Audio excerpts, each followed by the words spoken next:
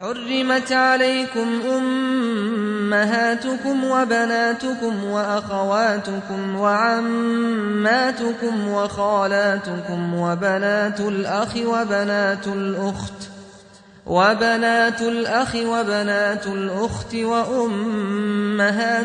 اللاتي أرضعنكم وأخواتكم من الرضاعة وأمهات نسائكم وربائبكم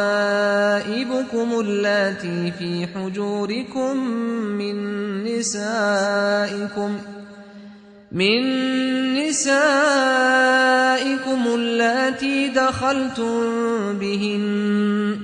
فإن لم تكونوا دخلتم بهن فلا جناح عليكم،